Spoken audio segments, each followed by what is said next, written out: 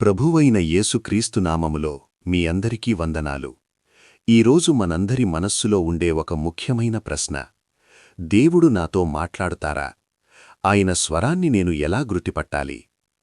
చాలామంది దేవుని స్వరమంటే ఆకాశం నుండి వచ్చే పెద్ద ఉరుములాంటి శబ్దమనుకుంటారు. కాని బైబుల్ చెబుతోంది ఆయన మనతో మెల్లని స్వరం మాట్లాడతారని. మనం దేవుని సన్నిధిలో గడుపుతూ ఆయన స్వరాన్ని వినే మార్గాలను తెలుసుకుందాం. వాక్యధ్యానం.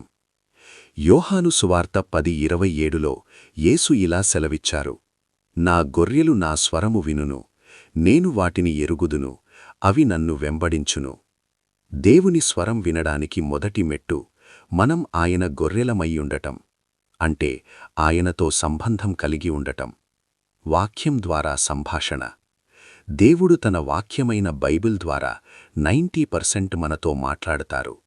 మీరు బైబిల్ చదువుతున్నప్పుడు ఏదైనా ఒక వాక్యం మీ హృదయాన్ని తాకితే అది దేవుడు మీతో మాట్లాడుతున్నట్లే.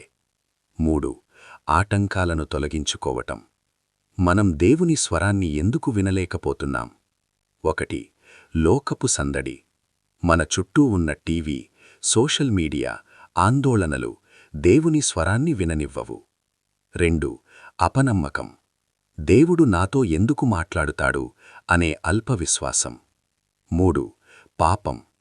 మన హృదయంలో పాపమున్నప్పుడు దేవుని స్వరం దూరమవుతుంది. వీటిని తొలగించుకోవాలంటే మనకు ఏకాంత సమయం, క్వయట్ టైం అవసరం. ఉదయాన్నే లేచి లోకం మాట్లాడకముందే దేవునితో మాట్లాడటం అలవాటు చేసుకోవాలి.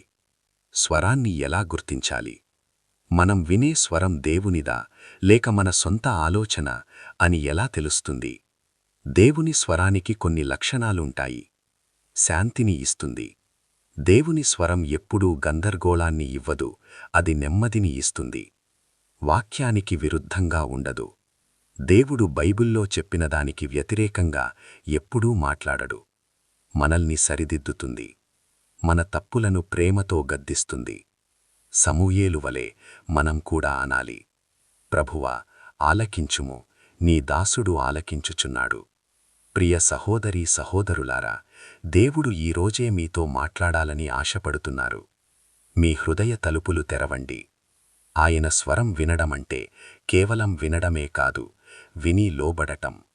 చిన్న ప్రార్థన చేసుకుందాం. ప్రేమగల తండ్రి, ఈ వీడియో చూస్తున్న ప్రతి బిడ్డతో మీరు మాట్లాడండి. వారి హృదయ నేత్రాలను తెరవండి. మీ మెల్లని స్వరాన్ని గుర్తుపట్టే జ్ఞానాన్ని దయచేయండి.